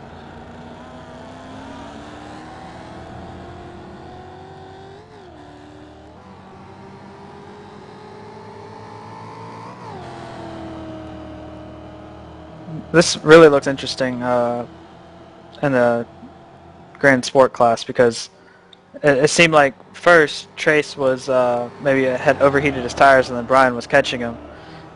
And then as Brian got as close as he did to him, he started to make mistakes and it looked like he roasted his tires. And now Oscar's come right back up onto the back of Brian again. Looks like managing your tires is quite important. But do you think Oscar's going to have the pace to manage to pass Brian? I don't know. I think he's going to need a little bit help from traffic right now to be able to get close enough. And that's going to be a massive help because he's catching an absolute train of MX-5s. And we see Chris, Jason and Joseph, Joseph Peak, Jason Breifogel and Chris Moran are all up there, so they've got to get past those guys. Yeah, I think they're going to be able to get them in the oval. Oh, Brian! Spins. And into the wall, Brian Stodback. He absolutely just ran wide on the curb and hit the grass, lit the rears up, and that car's a few inches shorter than it was when it rolled off the production line. Yeah, so that's just big damage. Yeah, he was just trying to get on the power as fast as he could there. Going replay on board here.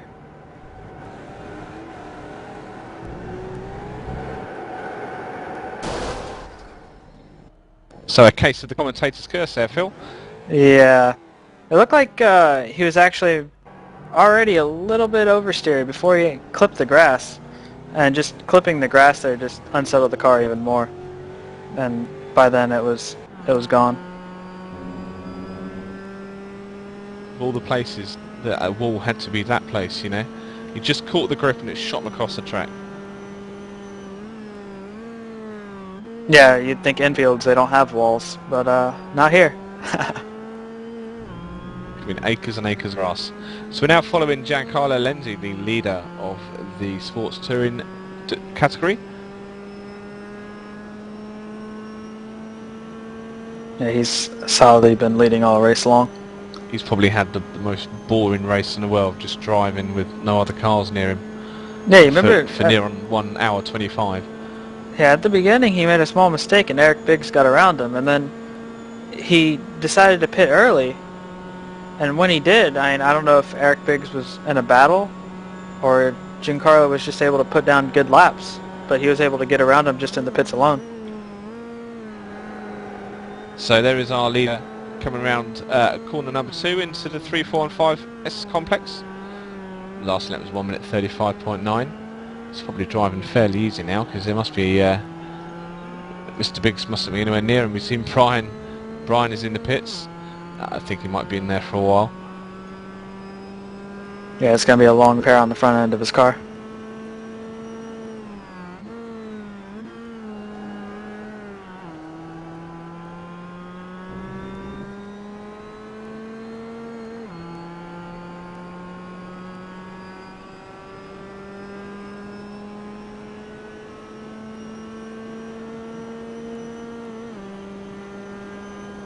Giancarlo Lenzi, an absolute field of space. There's no car behind him, no car in front of him. He's literally hot lapping now, from now to the end of the race.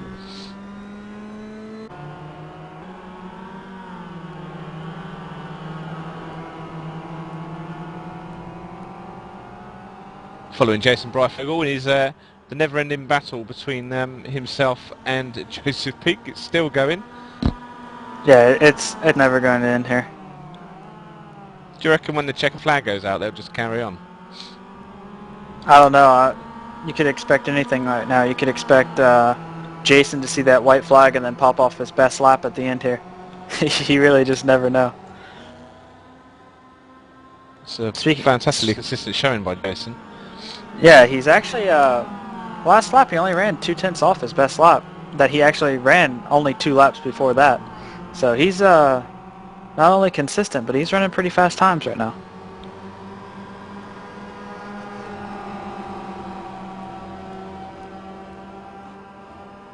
So Brian Stodback has now retired from second position. which allows Kevin Brown, 33 seconds back from Trace McRae, to become the third placed Mustang driver. So he now has a spot on the podium in the Grand Sports category.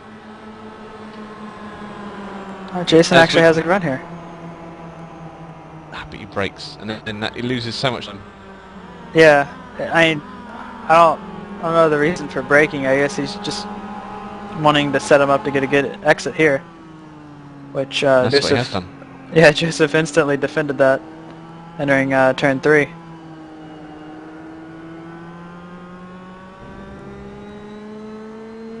And the little flick there from the right left as well from Joseph was a little bit more dramatic than Jason as well. So I thought it would give Jason the opportunity just to sort of drag him in by a few hundredths, thousandths of a second. Yeah, Jason's being really, really smooth here. I don't know if maybe that could have been maybe helping save his tires or anything like that, but he's not really that much quicker than Joseph, so it doesn't seem to be that. Well, Chris Moran's got a pretty good seat in the house at the moment. He's sat behind this pedal, so he's just sort of sat there lapping. He doesn't really want to get himself involved because he's currently in 9th position and about a lap down from these two guys. But he's just sort of watching these guys sort of dicing, getting closer. Yeah, Joseph just got a huge run there off of turn 8, and that's going to be really hard now for Jason to make back up.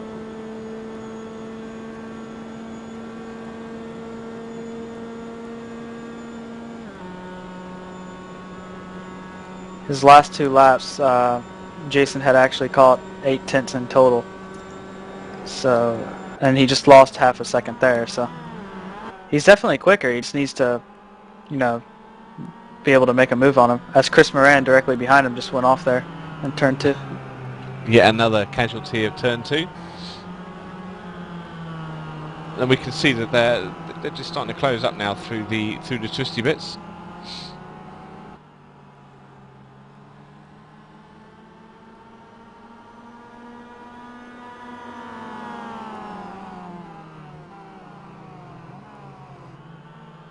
And I think, I don't know, I'm not going to tempt fate in commentator's curse, but I think it's pretty much settled now for the rest of the race. This is really the only battle on the circuit currently.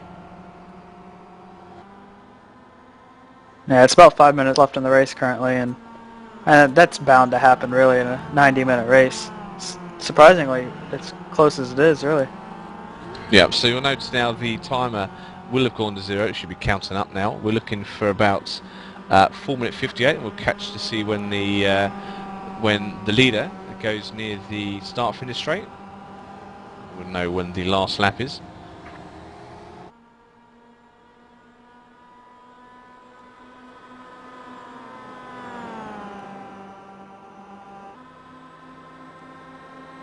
A 136.3 from Jason and a 136.8 from, so 136.3 from, or 135.9 now from Joseph Peak, and a 135.8 from Jason.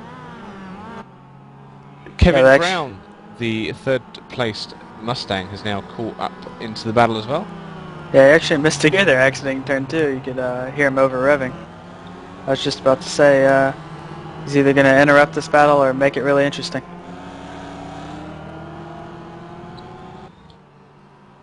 Well, it'd be terrible for you to say that I'd prefer the latter.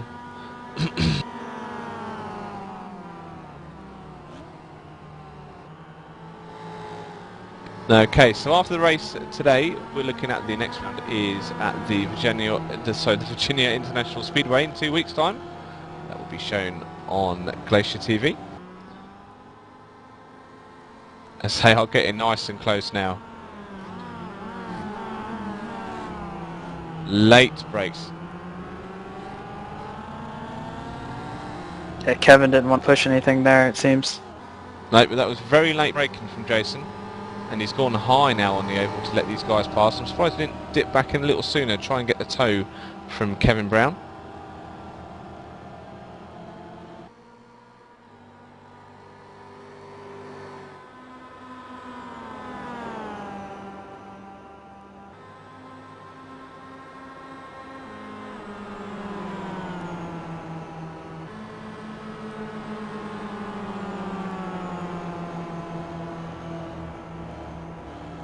Yeah, if we thought this place was hairy, then Virginia International Raceway in 2 weeks is going to be very entertaining for some and Speaking of hard up for entertaining, others. Chris Moran has shot wide in corner number 2 again. He's just working on his rally skills a little bit. That's all. Yeah. You must like that the noise of gravel in the wheel arches.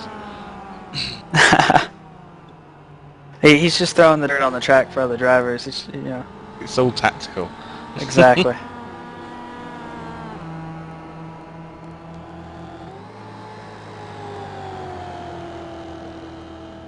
Okay, so I calculate we've got about a couple of minutes left in the race.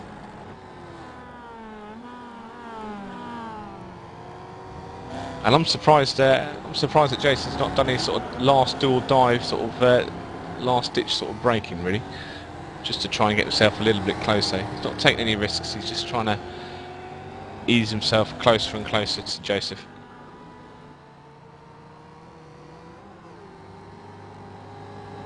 Yeah, he's still once again not close enough to get a big enough slipstream really. Now, as I say that, he actually has quite a bit of a slipstream here. He's just been caught by another Mustang as well. Yeah, he's going to run to the outside. Ooh. That was pretty fun to watch, actually. That was the ultimate surprise moment, wasn't it? So he just got quite a wide little flick into corner number 1. I think he's closed up a bit of space now. So got a wide entrance into corner number 3, looking for the late apex.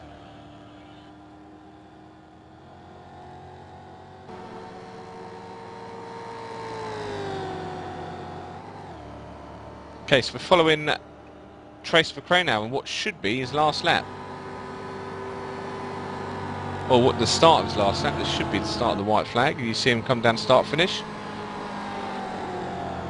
Very high up against the wall. Yeah, he beat the timer there by about 11 seconds.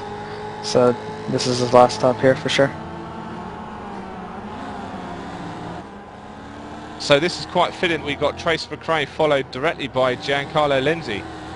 These are the 2 class leaders at Homestead Miami Road B. Yeah, they're just making our job easy. Yeah, that's fantastic. Everyone get a screenshot. Everyone get a photograph.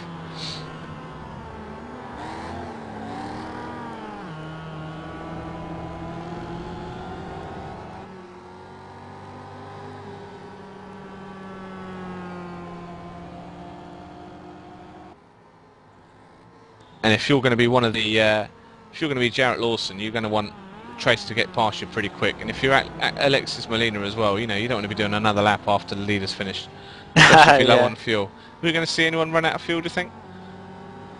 I don't know. Some people are doing splash and dash, so yeah, it could be a possibility. That's for sure.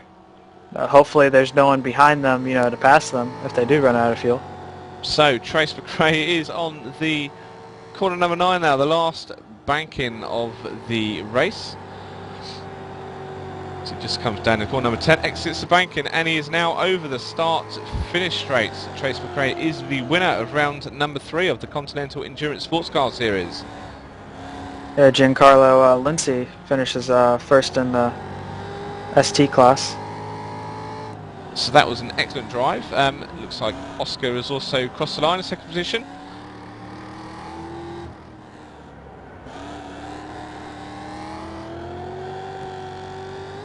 And Kevin Brown is just entering the banking for a well-earned third place. Yeah, Eric Biggs actually right behind him for 2nd in the ST class. And there's a veritable gaggle of MX-5s with John Montoya and Antti Turunen there as well.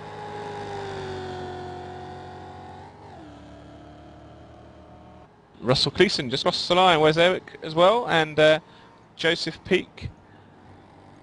Oh, what happened to Jason actually? Jason's out of fuel. Wow. Terrible end of the race for Jason Breifogel as he's just coasting. Ryan Worley actually has passed him for position, but I don't know of anybody else. Jarrett Lawson would have, however, he got lapped by Trace McRae. on the oval right before passing the finish line.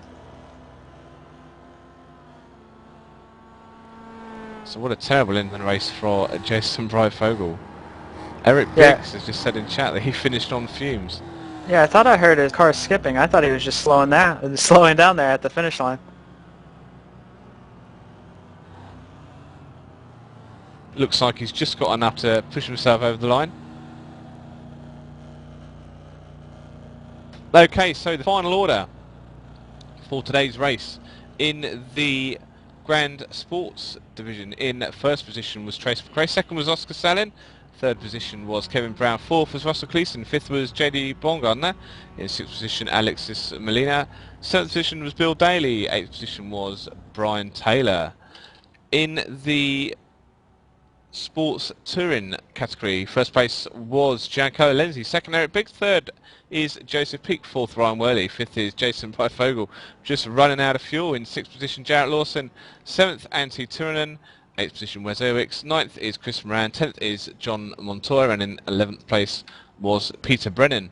The retirees, Brian Stodback we saw hit the wall at the penultimate third of the race. Peter Brennan is also retired. David Waters, Steve Brown, and Hun Hang Ho Tao retired. Right, okay, so that was a cracking end to a 90-minute race. Yeah, it was actually a very good race. And we've been joined by the winner for the Sports Touring division. Let's just see if he's able to speak. Welcome to the booth, Giancarlo. Hey, thank you. So, did you enjoy that victory? I'm sorry, what was that? Congratulations on the victory. It seems like a bit of an easy one for you. You had a little bit of a battle once all the pit stops sort themselves out, but from now on in, it seemed to be plain sailing. Actually, that's what really saved it, was that early pit stop. Eric and Jarrett were putting up really good pace, and they're great drivers, and they're really giving me a good fight.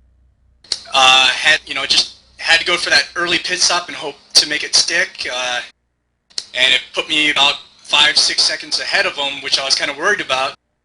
But they the consistency, I was really working on it this week, and really paid off.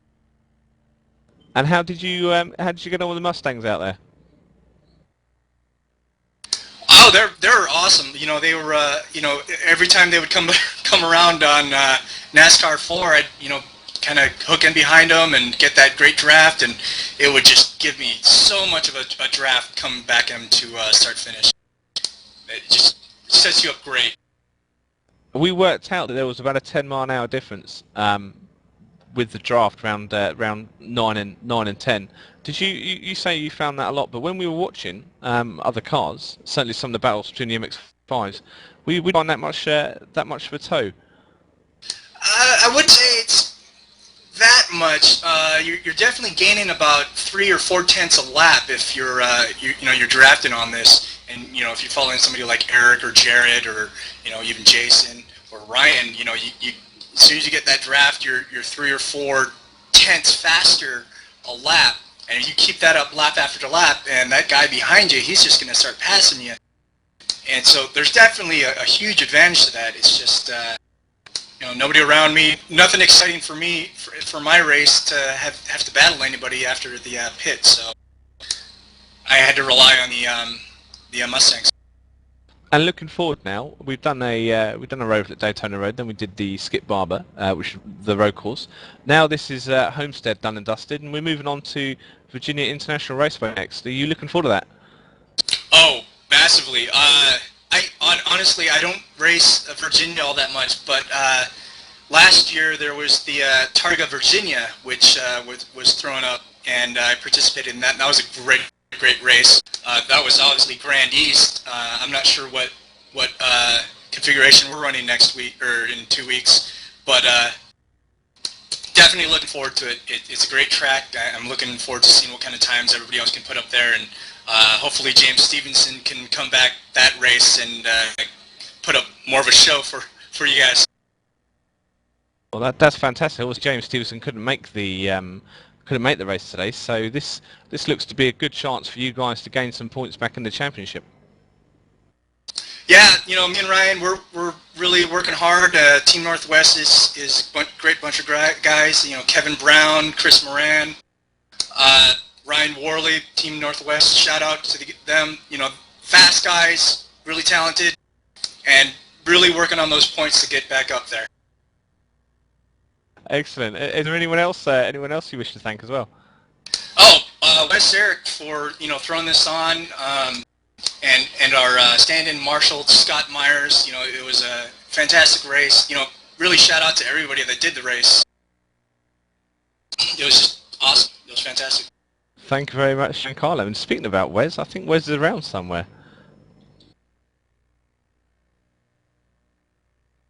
Hello and welcome to Wes. Welcome to the commentators booth, and congratulations on your race. Thank you so much, guys. We saw some excellent battles between you and Antti Turunen in the middle of the MX-5 sports touring field. Tell me, how much fun was that out there? Oh man, that was a complete blast. I told him after the race I felt a little bit bad because I'm sure I was holding him up. I didn't have quite the pace that he did, but man, I was trying to keep my car wide, and I was tucking down to the inside coming into turn one so he didn't get a run on me there. And I saw him dart in, dart out. He would try to catch me on the infield. He was doing everything he possibly could. And I was just completely in defensive mode at that point. But man, that was a lot of fun. And we saw as well throughout the race that you actually did quite a few lead laps in the first sort of 17 or so minutes. How good is it to be out front? Oh, that was awesome. I think I started with a little bit more fuel than everyone.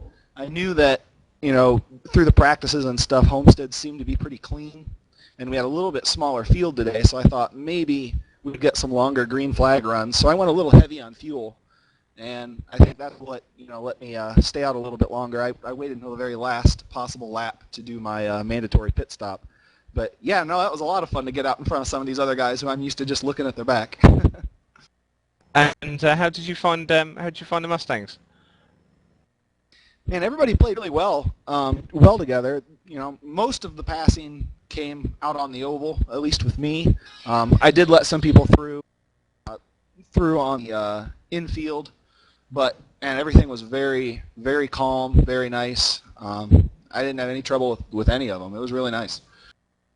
Fantastic. And moving on to the next round at Virginia International Raceway, are you're looking forward to that circuit, or is it one of your favourites?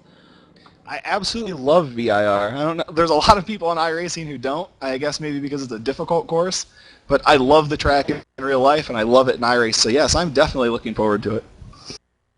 And have you got any predictions?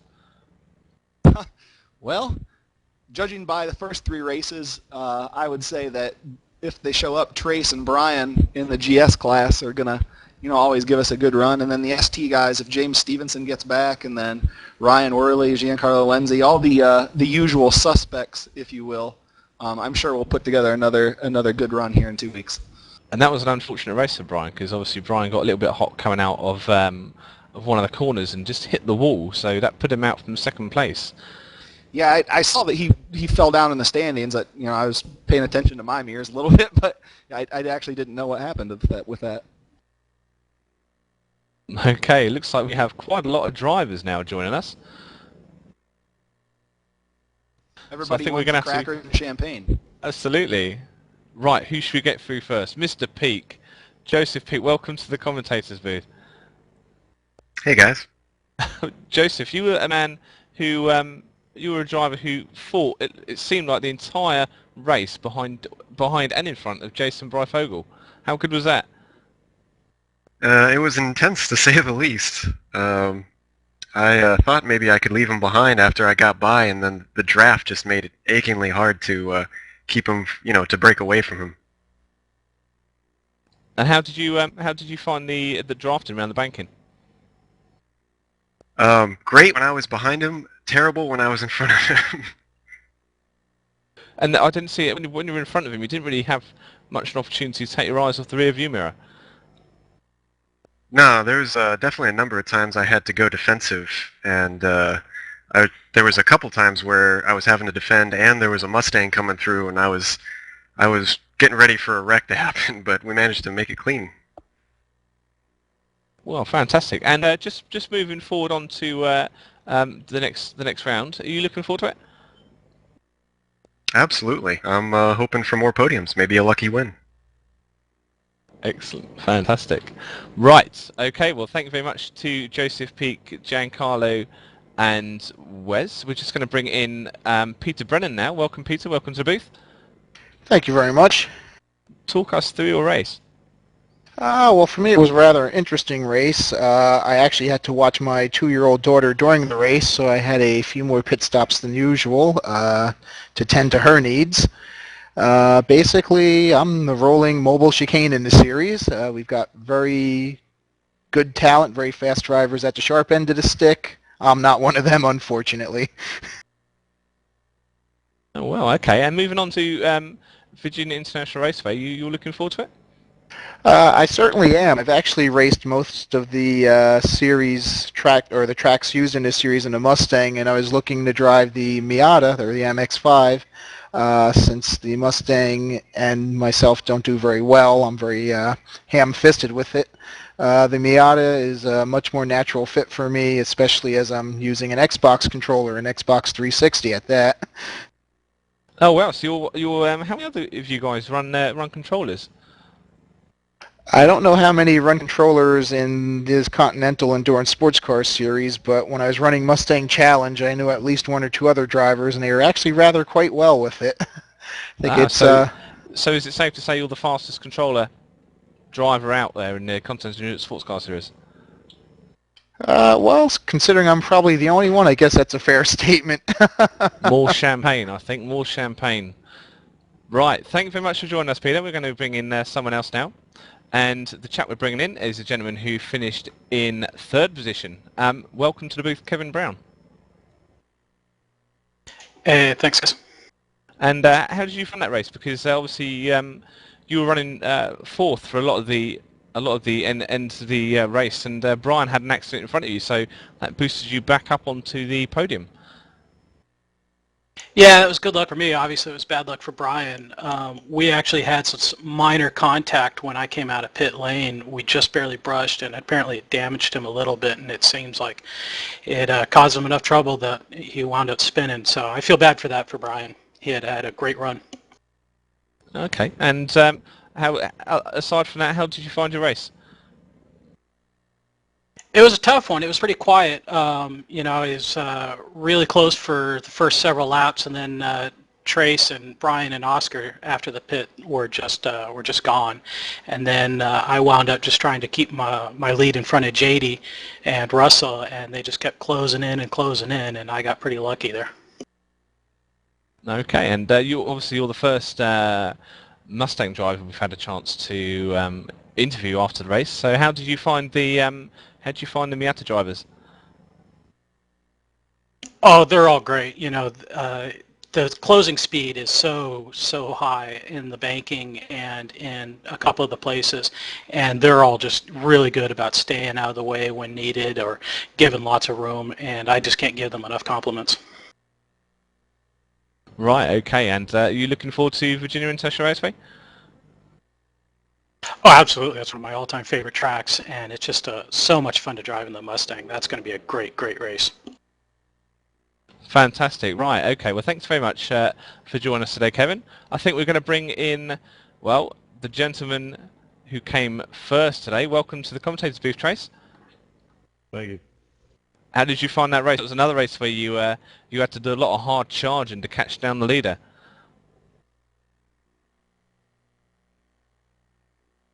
Well, it was tough again. It wasn't easy, that's for sure. Brian's fast, and I don't know what happened to him. I honestly don't know. I have to go back and look at it. So. Well, Brian just caught the grass coming out of I think it was one of the slow corners. Maybe I think it's corner number 6. Just lit up the rears and then just shot straight on into the wall, making his car shorter by a few inches. That's interesting. Yeah, I almost did that myself several times, but it was a good race. I was definitely worried that he was coming. So. Okay then. So this is a a good victory for you, Trace. Are you looking forward to Virginia International Raceway? I think so. I think I finally got a handle on it. Excellent. And how did you find the battle? Because we saw you dicing with Oscar Salin for a lot of the race, where you were catching him up, and you passed him under corner number 2, I think, where he had a bit of an off.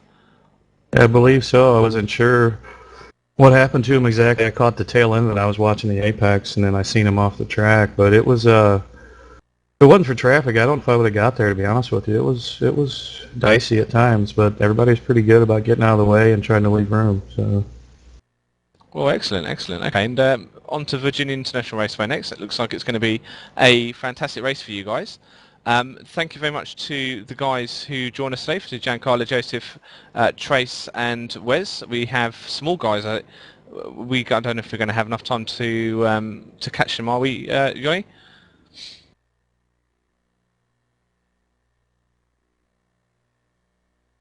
Oh, okay, so terribly sorry about that, but we've had to run a little bit longer now.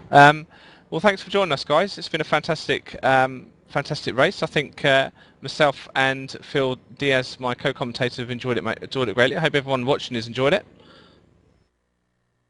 Appreciate it, and great job, guys. I had to watch it again. Yeah, thanks a lot, and good job to all the drivers. Congrats to Trace. And I got to do a shout out to Fnatic for their awesome wheel shifter and pedal set. Oh, okay, right. Anyone else want to get any shout outs? Yes, I want to give a shout out to Plum Street Productions and also clarify that that's what Plum Street is, because I know you guys were confused about that. You're absolutely right. I remember in the Daytona broadcast, I thought it was a street plum, like a hip plum. I'd like to give one final shout out to our series sponsor, Safecraft Racing, Charles Espenlaub. Okay.